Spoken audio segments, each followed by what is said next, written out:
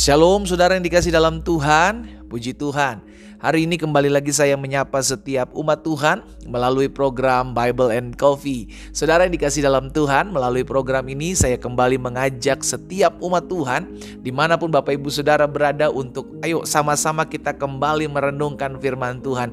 Kita merenungkan firman Tuhan karena kita tahu kita butuh Tuhan setiap hari. Amin. Kita merenungkan firman Tuhan karena kita percaya apapun yang kita dengar melalui firman-Nya akan timbul iman, dan iman itulah yang memampukan kita untuk menghadapi setiap keadaan, menghadapi setiap pergumulan dalam keseharian hidup kita. Dan tentunya ketika kita mendengarkan firman Tuhan, maka diterangi langkah kita, dituntun hidup kita, sehingga kita masuk dan berjalan dalam seluruh jalan-jalan Tuhan yang sempurna. Saudara dikasih dalam Tuhan, dimanapun Bapak Ibu Saudara berada, kita akan kembali merenungkan firman Tuhan. Kita berdoa, kita datang kepada Tuhan. Bapak, terima kasih buat anugerah Tuhan, buat kasih setia Tuhan yang terus menopang kehidupan kami. Kami bersyukur karena setiap hari Tuhan menuntun kami, setiap hari Tuhan membawa kami masuk dalam seluruh rencana dan rancangan Tuhan yang sempurna. Itu sebabnya kami rindu untuk kembali merenungkan firman Tuhan, sampaikan sesuatu bagi masing-masing kami. Ya Allah Roh Kudus, kami buka hati kami mau sendengkan telinga kami untuk mendengarkan firman-Mu. Di dalam nama Tuhan Yesus Kristus kami berdoa. Haleluya. Amin, amin. Puji Tuhan. Nah, saudara yang dikasih dalam Tuhan, suatu kali bangsa Israel dalam perjalanannya di padang gurun bersungut-sungut, mengeluh, mau makan daging, ya kan? Karena selama ini mereka makan mana yang turun setiap pagi, yang diberkati oleh Tuhan, saudara. Kita lihat sama-sama Bilangan pasal 11 ayat yang keempat. Bilangan pasal 11 ayat yang keempat ini. Orang-orang bajingan yang ada di antara mereka kemasukan nafsu rakus. Saudara dikasih dalam Tuhan, ada segelintir orang di antara bangsa Israel yang ternyata adalah orang-orang asing yang ikut dalam Exodus, ikut dalam keluaran, ya kan, ikut dalam perjalanan mereka keluar dari tanah Mesir bersama-sama dengan bangsa Israel.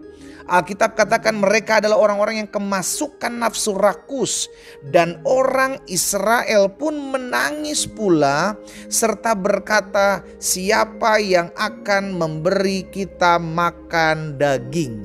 Saudara yang dikasih dalam Tuhan, di sini kalau kita lihat mereka terpengaruh. Nah, ini sebabnya saya bilang hati-hati sekali dengan rayuan, hati-hati sekali dengan bujukan, ajakan si jahat.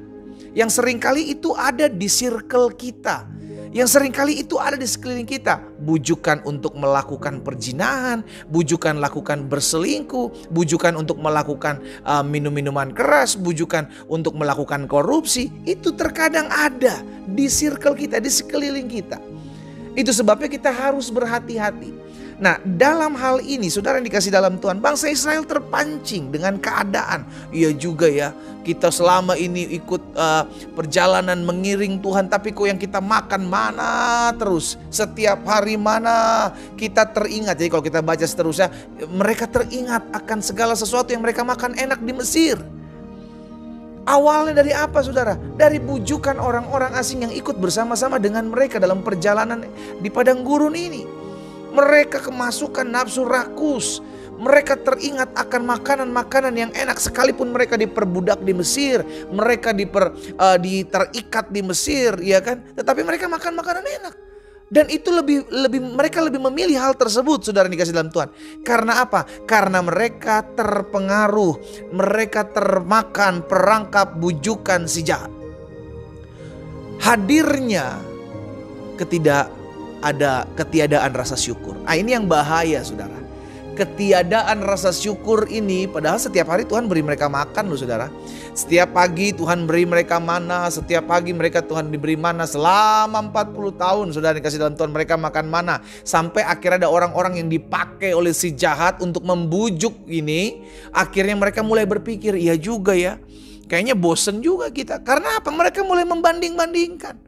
enak ya dulu di Mesir, tidak sama sekarang katanya ikut Tuhan kok seperti ini. Akhirnya sama seperti kita juga Tuhan. Katanya saya ikut Tuhan diberkati, saya udah beribadah, saya udah setia, saya udah berdoa. Tapi kok saya kayaknya usaha saya masih nggak begini-begini aja ya. Kok rumah tangga saya belum dipulih-pulihkan ya. Kok kesehatan saya belum disembuhkan. Kita mulai membandingkan diri kita dengan keberadaan kita sebelum kita mengikut Tuhan. Sekarang dikasih dalam Tuhan, hati-hati. Hati-hati jebakan ini, hati-hati bujukan rayuan si jahat. Hati-hati. Hari ini saya mengajak setiap umat Tuhan untuk waspada, untuk berjaga-jaga. Ketika kita mengiring Tuhan, tidak selamanya perjalanan kita mulus. Ketika kita mengikut Tuhan, Alkitab katakan halus sangkal diri pikul salib setiap hari.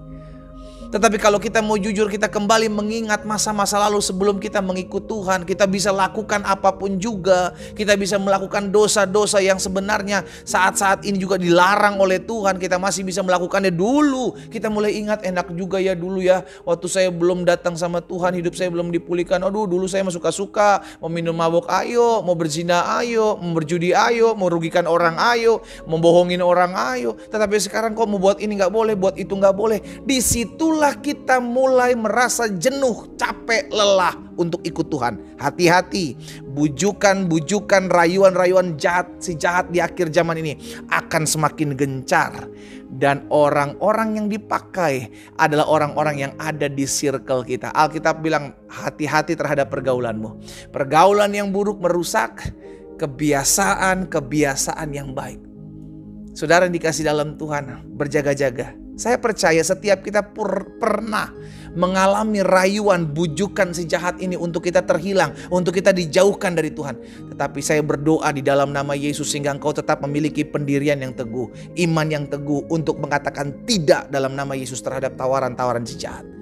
Saya mau mengajak setiap kita umat Tuhan untuk sadar akan hal ini. Berjaga-jagalah, waspadalah, karena waktunya semakin singkat.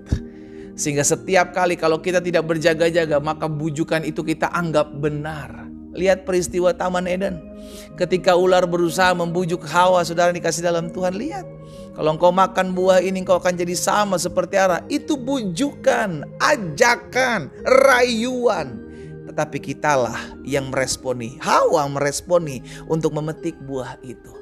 Pada akhirnya saudara dan saya, kita yang meresponi. Apakah kita mau meresponi bujukan rayuan si jahat, atau kita tangking dalam nama Yesus pergi? Kita bilang tunduklah kepada Allah, lawan iblis maka ia akan lari daripadamu. Atau itu yang kita lakukan? Kita berdoa, kita datang kepada Tuhan. Bapa, dalam nama Tuhan Yesus, hari ini kami diingatkan firman Tuhan bahwa seringkali ada ajakan, bujukan dari si jahat untuk membuat kami jauh terhilang dari Tuhan. Seringkali bujukan rayuan ini membandingkan hidup kami ketika kami mengikut Tuhan dengan hari-hari sebelum kami mengikut Tuhan. Mungkin kami bisa melakukan segala sesuatu yang kami suka, yang kami mau, yang kami nikmati, yang padahal itu membuat kami jauh dari Tuhan. Tetapi hari ini kami mau sadar, hari ini kami mau diingatkan, Tuhan Yesus tolong kami. Sehingga kami ketika diperhadapkan dengan tawaran, bujukan, rayuan dari si jahat untuk membuat kami terhilang dari jalan-jalan Tuhan, kami mau berkata tidak di dalam nama Yesus. Kami mau menundukkan diri kami kepada Allah. Kami mau melawan iblis dan kami percaya mereka akan lari daripada kami dalam nama Yesus Tuhan. Hamba serahkan ke dalam tangan Tuhan yang kuat. Oh Tuhan Yesus, tolong setiap umat-Mu, agar kami memasang hati kami untuk telinga kami untuk dengar-dengaran akan Tuhan. Dan mau mengikuti apa yang Tuhan mau saja. Hamba berdoa buat umat-Mu dalam nama Yesus. Dalam nama Yesus. Kalau ada di antara mereka yang hari-hari sedang masuk dalam jebakan, masuk dalam bujukan rayuan si jahat, untuk mereka mengambil keputusan meninggalkan Tuhan, hari ini aku berdoa dalam nama Yesus. Tuhan jamah hati mereka. Tuhan kuatkan, teguhkan iman mereka. Sehingga mereka menjadi pribadi-pribadi yang kuat. Hamba juga berdoa buat yang sakit di dalam nama Yesus. Tuhan jamah dan sembuhkan. Karena hamba percaya bilur-Mu menyembuhkan, firman-Mu disampaikan, disembuhkan setiap mereka. Terjadi dalam hidup anak-anak Tuhan. Di dalam nama Yesus Kristus Tuhan hamba berdoa. Haleluya. Amin.